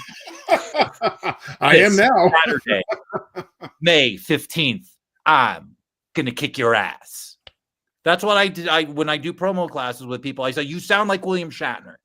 And he's the only one allowed to do that. Right. Other than that, it's shitty acting. It's been done. Yeah. There's actually they just sound like that. there's a wrestler in Central. No, he wrestles. Oh, no. He's Central. He's in Central Cali. Guy named Mike Rain. Oh, yeah. Central NorCal. Yeah. He's up Oakland as well. Terrific guy. Wrestled in Oakland, sometimes as James C. And that I would actually say to him, like, hey, Edward G. Robinson. He'd be like, what's that? Who's he? I'm like, never mind, bro. Anyway, Edward G. Robinson, believe it or not, played Sam Spade in a radio version of Maltese Falcon. This is a role created by Humphrey Bogart, known throughout all of cinema as one of the greatest detective movies ever made. I've never seen this. This is we're going to be listening to the radio show in which a completely different iconic actor of the 30s, 40s, 50s is playing Sam Spade in Maltese Falcon. It's going to be a lot of fun. Oh, nice. And thank you so much, Joe Townsel, for making this graphic for me. This is cool. My pleasure as always, John. Thank you. You guys will do some movie stuff and some other things other than we're just happy to do wrestling tonight. Yes, exactly. Wrestling is tonight's show, but a lot of times, and this is actually a great time to plug it. Joe and I do a show called Retro Rangers, in which we have watched different clips and made clip shows out of different things we could find. Got a lot of copyright hits on those, so we had to take it easy. But we do public domain watch parties. This past 420, we did Reefer Madness. Oh, nice. For Halloween, we did Night of the Living Dead. Okay, so do you mean that the films are in the public domain that you're watching, or yes. Reefer Madness is in the public domain? Oh, Reefer Madness. Oh, the old school Reefer. Okay, yeah. Where you smoke way pot. Back when.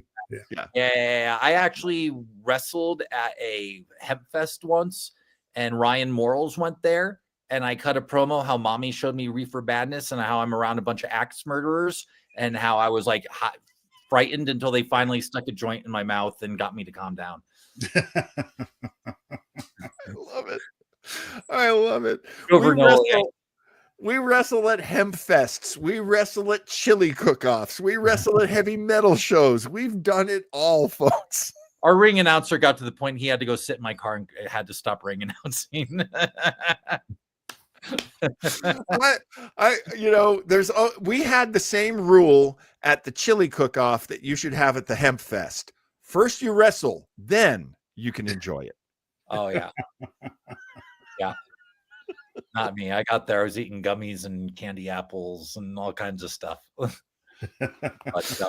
to be truthful, it doesn't. It's when I eat, so it's just like eating brownies to me. It doesn't really process to me for some reason. I don't know if it has something to do with my wrestling. Like I just went to the dentist. They have to double me on Novocaine when I go to the dentist. My body just absorbed it. I don't know why that is. I mean, do you feel that you're in what is it called? It's like pain doesn't really get you.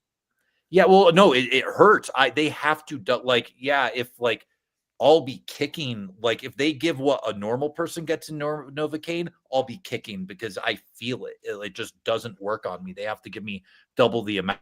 My dentist like, we've given you enough to kill a horse. Like my hands were getting tingly the other day and I had to get up and walk around because they just pumped me with so much of it. Or else like to have serious work done, I have to have that. And it always makes me think of that scene in Any Given Sunday when Dennis Quaid is in the thing and he's like hitting the thing. He's like, God damn it, this doesn't work. I'm a football player. They need to turn this up on me, you know? And I always do that, and it's got to be something about the athlete's metabolism and stuff that it just things like that, it might take more. The body just absorbs it, you know? Some people are very different that way, and some things are very different. Like if you give me 3 beers, I'll fall asleep. Yeah.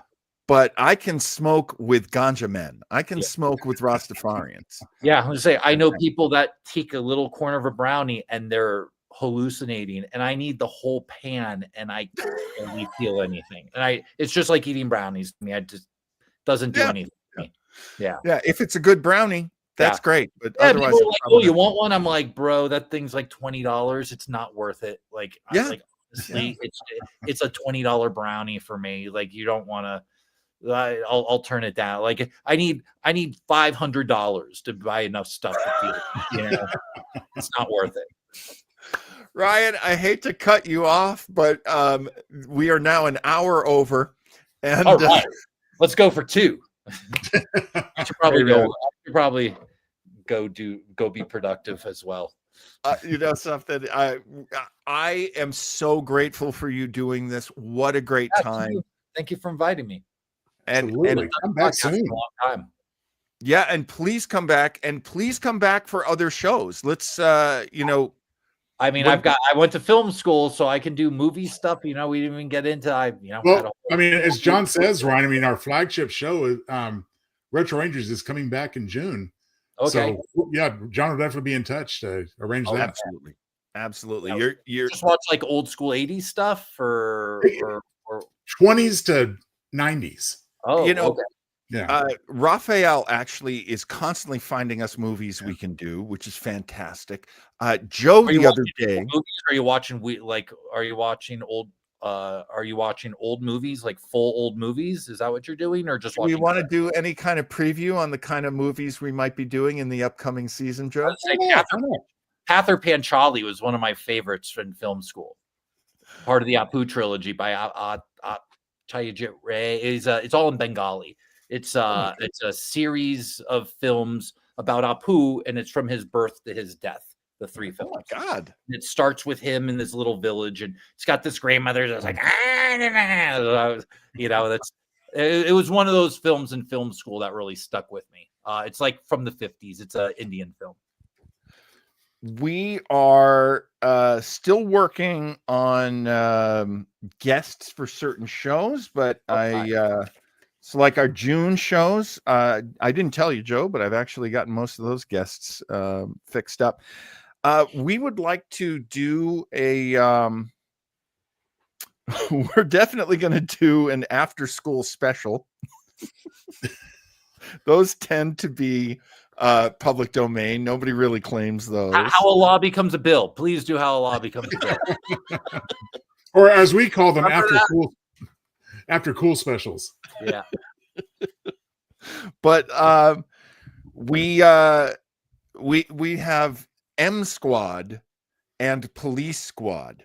Now, M Squad was it was know the old Police black and white TV show that Police Squad was based upon.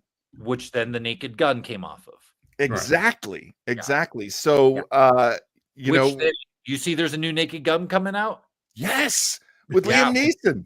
Liam Neeson as the son of Frank whatever, Frank Yeah, Drebin. Yeah, Drebin. Have you seen how they're handling OJ in it? No, Go watch the trailer. Go watch the trailer. It's that great. sounds like fun. Yeah. But yeah, in June, we're coming back on the 15th. We'll be doing M Squad and Police Squad. We'll see which guest we can get for that one. We did have somebody lined up. We're hoping to be able to do Night of the Stalker, which is one of the TV movies that launched Kolchak, the Night Stalker. Oh. And what would be a cool series to do too is The Prisoner. Oh, The Prisoner. If available. Again, that copyright stuff. We got. Oh, that's true. That's true. John tested thoroughly, though. The Prisoner won't be available because they remade it a few years ago. It's such a tricky thing You gotta to go work to public these. domain. Yeah. Yeah, Like, it's like public domain is great. A lot of made for TV movies they kind of fall through the cracks. They're kind of orphaned. We've watched some old 50s shows. We watched The Fugitive and didn't get any copyright hits on that at all. Yeah. So some of these great things are out there. The studio, I hear Warner Brothers is like the worst. Like No, we can't do Warner Brothers. anything Warner Brothers, they just copyright everything. They kick our ass. We did a Hanna-Barbera cartoon. This was like our second or third show that Joe and it was early on. And we got in trouble because we showed a cartoon called Where's Huddles. No one even knows this damn thing exists except the Copyright Office knows. And we got taken off the air for that. And then Raphael, this is don't remind me of Gargoyles. There's a great made-for-TV movie called Gargoyles. It's fantastic. We got pulled off the air while we were showing it. Didn't they just put Steamboat Willie in the public domain? Yes. Our very first episode of Retro Rangers, we had Steamboat Willie. Okay. That was kind of like the sweet spot. Like we knew we could show that.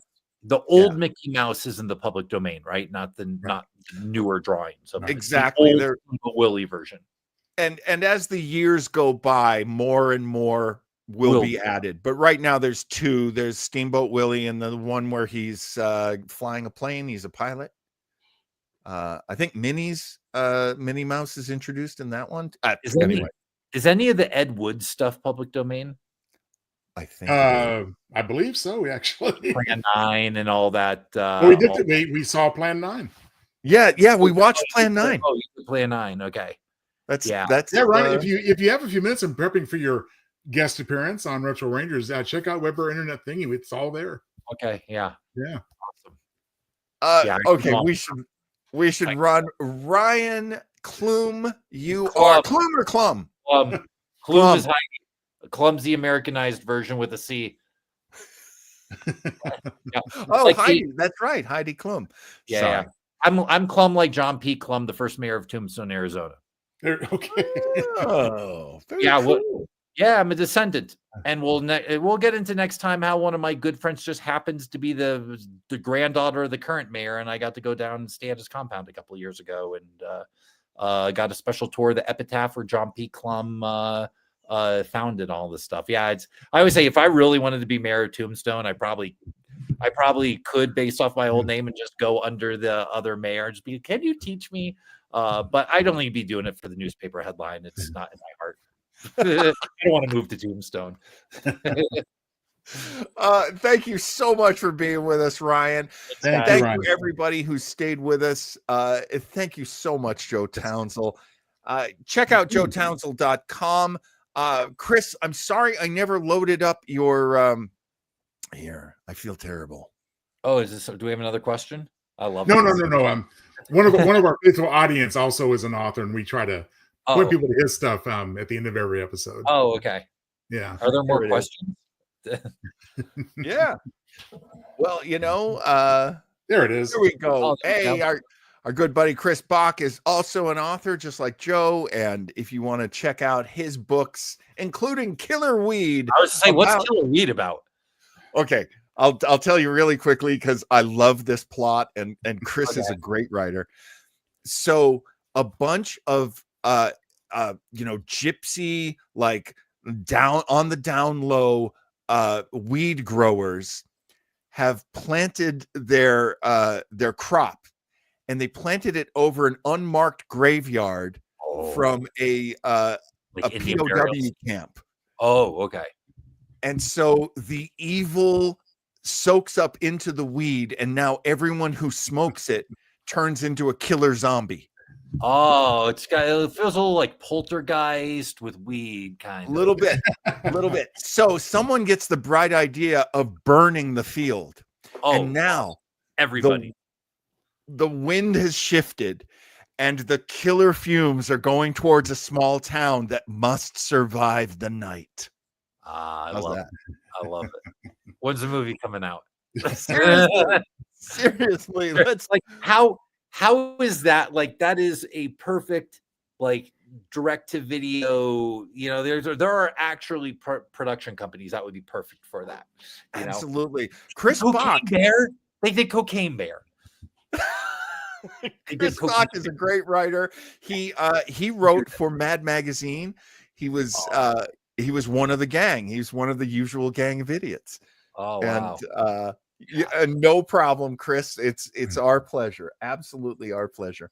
Yeah. If they made Cocaine Bear, they can definitely do Killer Weed. I would rather see that actually. Absolutely. Now Scott's another one of our guys, and he's actually been inspired by Joe and Chris to get back to creating his own stuff. So now, oh my God, I like this with Scott. I like that idea. A show about failed television pilots. I love it. I would.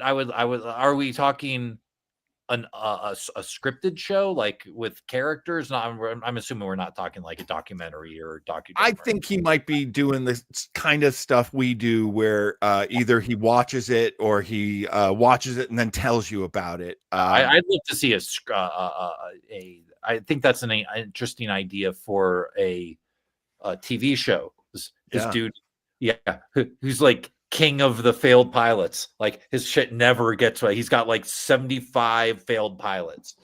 I have the best story, and it is relatively quick. So my wife was on a sitcom in 96, and it was called Square One, and it starred Dan Cortez from MTV. Yeah. It was an ABC show. Remember when he was dating Elaine on Seinfeld? He was like, bro, Yes. bro, yeah. Yes. So Dan has this show called Square One. His brother is played by this great actor named Scott Bryce, and his brother is married, and his so Dan Cortez's sister-in-law is always insulting Dan, always like looking down on him, and she's a lot like Lilith from Cheers. Okay. And that was my wife. That was Leslie playing that role. Oh, all right. Cool. So I'm married to a Lilith. Oh, that's funny. Perfect for me. And she goes to a big meeting at one of the showrunners, one of the big top exec producers, goes over to his house, and they're having all the actors over, and they're having like a little party. And it's a beautiful house, and it's in the Pacific Palisades, so it probably doesn't exist anymore after this last fire we had. Oh, yeah. Yeah, but maybe it does. Maybe it does. So she's in the house, and it's fantastic. It's this gorgeous house. Apparently, these two producers had been writers for The Simpsons in like the first 5 seasons, and now they're doing sitcoms. And she says, I love your house. This is a beautiful house. And he says, yeah, can you imagine if any of my pilots had ever sold? And then that pilot did not sell. They canceled it. Oh, And so this guy, just as you were saying, Ryan, this guy had a huge career with shows that never made it. yeah. Of course, that's Yeah, the last producer I worked for, I won't say his name, but he's a dick. But he created a very prominent reality show, like a top 5 named reality show, right? I'll tell you off air who this is. Yeah. And he ended up getting fired from the company he started, and I ended up going and working for him for it was the last show I worked on. I ended up quitting the business because of him. He's one of the reasons. But I remember he'd be on the phone all the time. He's just a jerk to everyone. One of the producers was like, yeah, he's the person. He's the guy that has the one idea that hits, and then they spend the rest of their career making phone calls and just taking meetings based off that one thing they sold 15 years ago. Yeah. This was a reality show that ran probably 20 seasons and was like huge. You know, about losers. I'll just,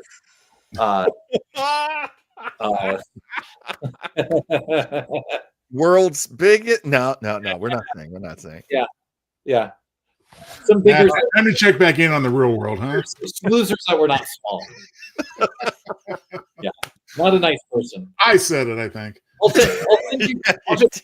John, I'll send you a picture of this guy, and you can tell he's an asshole from his photo. Sure. Wow, that's an asshole when you tell just from the photo. It's I'll tell people like when I'm Ubering them about this guy, and I'll be like, look him up, look his name up, and they'll look him and go, oh my god, yeah, it's one of those. You're like, oh, he looks like a villain from a movie. Yeah, Unbelievable. yeah. Let's call it. We're over 2 hours, which is kind of the sweet spot for our Sunday night shows, isn't it, Joe? It is. I mean, for the replacement shows, we've been keeping it a little bit more brief, but hey, like I said, we got Retro Rangers coming back, and yeah, if we're watching a movie, if we're watching a couple of TV episodes, a couple hours is just about right. So, thank you so much, Ryan Clum. I just sent you that picture to your Facebook, by the way. You are a tremendous talent. I am so happy you agreed to do this show with us, and for having me. Please come back. Thank you, everybody in the chat. Thank you, everybody who's made it this far watching this video. We love you for it. And Joe Townsel, I will see you Tuesday night. Yes, sir. For Retro Trekkers. Thank you, Ryan. It's such a pleasure to meet you and work with you. Pleasure to meet you. I will be back. Thanks so much, everybody. Good night.